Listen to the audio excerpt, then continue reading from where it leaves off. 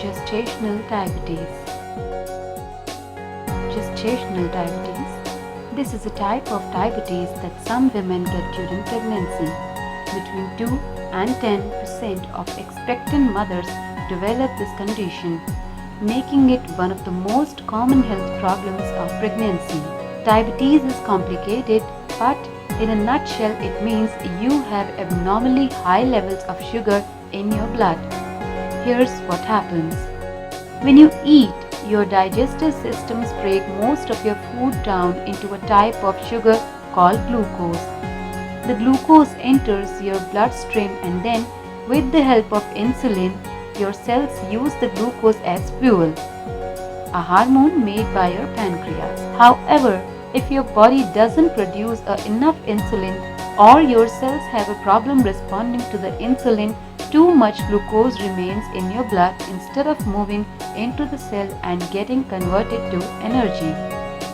When a woman is pregnant, hormonal changes can make your cells less responsive to insulin. For most moms-to-be, this is not a problem when the body needs additional insulin. The pancreas difficulty secretes more of it.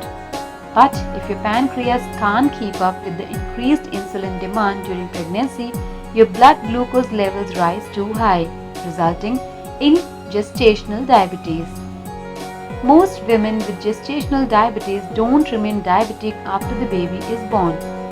Once you have had gestational diabetes, though, you are at higher risk for getting it again during a future pregnancy and for developing diabetes later in life.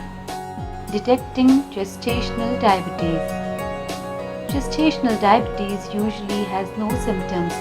That's why almost all pregnant women have a glucose screening test between 24 and 28 weeks. However, if you are at high risk for diabetes or are showing signs of it, such as having sugar in your urine, your caregiver will recommend this screening test at your first prenatal visit and then repeat the test again at 24 to 28 weeks if the initial result is negative. By the way, if you get a positive result on a glucose screening test, it doesn't necessarily mean that you have gestational diabetes. It does mean that you will need to take a longer follow-up test, a glucose tolerance test or GTT, to find out. Effects of gestational diabetes in pregnancy and the baby. Most women who develop diabetes during pregnancy go on to have healthy babies. Dietary changes and exercise may be enough to keep your blood sugar level under control, though sometimes medication is needed too. It's important to keep your blood sugar level in check because poorly controlled diabetes can have serious short and long-term consequences for you and your baby. If your blood sugar levels are too high, too much glucose will end up in your baby's blood. When that happens, your baby's pancreas need to produce more insulin to process the extra glucose. All this excess blood sugar and insulin can cause your baby to put on extra weight, particularly in the upper body. This can lead to what's called macrosomia. A macrosomic baby may be too large to enter the birth canal, or the baby's head may enter the canal but then his shoulders may get stuck. In this situation called shoulder dystocia, your practitioner will have to use special maneuvers to deliver your baby. Delivery can sometimes result in a fractured bone or nerve damage, both of which heal without permanent problems in nearly 99% of babies. In very rare cases, the baby may suffer brain damage from lack of oxygen during this process.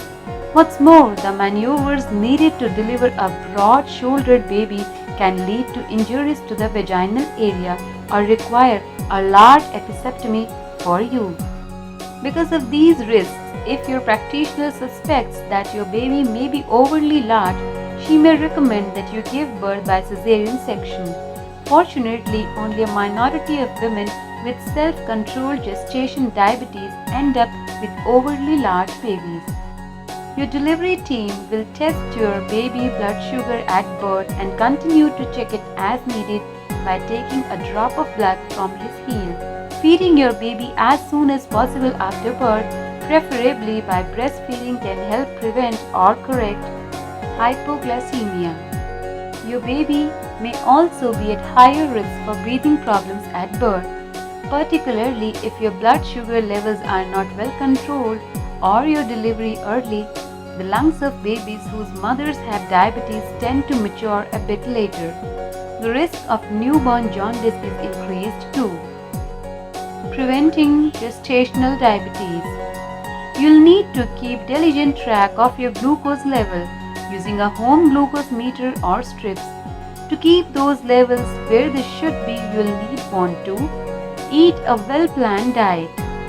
The American Diabetes Association recommends getting nutritional counseling from a registered dietitian who will help you develop specific meal and snack plan based on your height, weight and activity level.